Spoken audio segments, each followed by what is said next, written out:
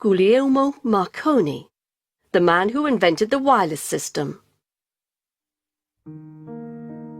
I invented the radio and sent the first wireless messages across the Atlantic. My invention changed the speed of communication. I also invented radar systems. They tell us the speed, position, and direction of objects which we can't see. I was born in Italy. My mother was Irish and my father was Italian. When I was a child, I learnt 2 languages, English and Italian. I could communicate with people in 2 different ways. Communication was very important in my life. When I was young, it wasn't easy to communicate with other countries. A few people used the telegraph. This machine sent electric signals through a wire between 2 places. I asked myself, is there a better way to communicate? Can one person hear another person at a distance without using a wire? Can voice messages travel from one city to another? I wanted to find answers to my questions, so I started doing experiments. I didn't attend university. I worked at home with very simple equipment, and my father helped me. In 1895, I was able to send radio waves over a distance of 100 meters. I was very excited, but some scientists told me, it's only possible to send waves in straight lines. They also said, it isn't possible if there is an object between the 2 places. I didn't agree, and I decided to try a new experiment. I built a receiving station behind a hill and asked my assistant, Mr. Mignani, to stay behind the hill. I gave him a gun and said, I'll send you a message from home. Fire this gun if you can hear me. I went to my father's house and sent him the message. Suddenly, I heard a very loud sound. It was Mignani's gun. My discovery was very important because it was the first wireless radio message in history. I needed money for my research, but in Italy, no one was interested in my invention. I travelled to England in 1896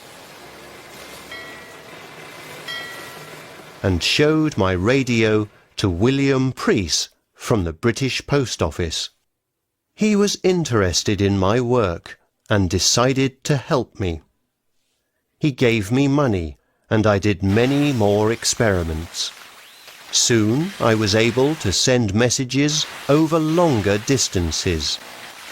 My invention was now ready to use. The next year, I got a patent for wireless telegraphy and started the Wireless Telegraph and Signal Company. More and more people from business and government showed interest in my work, and my life became busier and busier. In 1898, I opened the first radio factory in England with the help of some investors. In 1899, radio communication between England and France became possible. My company was growing fast, and we needed more people to work in the factory. As a result, a new training college was opened in 1901. It was an exciting time. My next question was, can radio waves cross the Atlantic? "That's too far away," many scientists said. Once again, I thought they were wrong, so I tried a new experiment. I sailed across the Atlantic to Newfoundland in Canada. When I was there, I put antennae on kites. The kites went high in the sky and helped to receive radio waves. On the 12th of December 1901, I got a message from Poldhu in England, about 2,500 miles away. On that day, the world became smaller. The speed of communication did not depend on winds and ocean waves anymore. It now depended on radio waves. I was very lucky when I met Beatrice O'Brien. We got married on the 16th of March 1905, and we had 3 daughters and a son. It was a busy time. I was invited to Canada and Russia and received a lot of honors. In 1909, I received the Nobel Prize for Physics, which I shared with Carl Brown.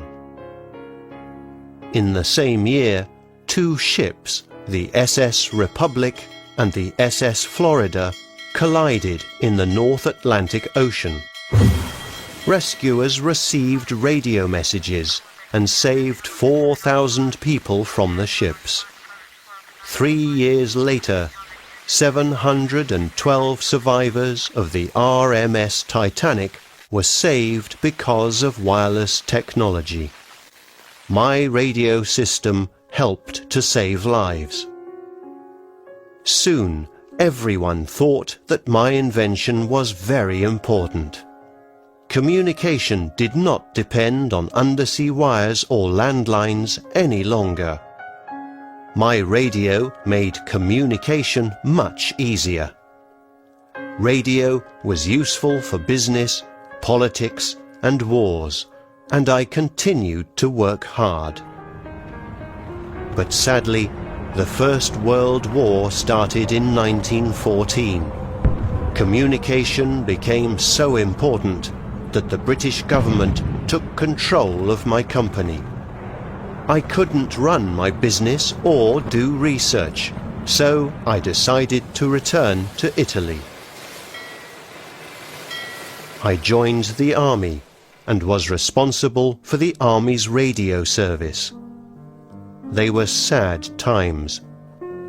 A lot of people died. After the war, I returned to England because there was more opportunity to do business there.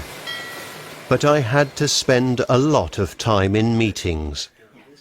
There was a strong connection between technology, power, and business, and important people in business and government wanted to talk to me. I couldn't spend much time with my family. Our marriage ended in 1924. I was very happy when, some years later, I met Maria Cristina Bezziscali. We got married on the 15th of June 1927 and had a daughter 3 years later. I had a family again. During times of peace, I found more uses for wireless technology. People had radios in their homes. Ships used special radio waves. But my most important invention of the time was a new radio detection and ranging system. It was called radar. Its waves could tell us the speed of objects. They could also tell us the exact position of planes and ships. I sold radar systems to different companies and governments around the world.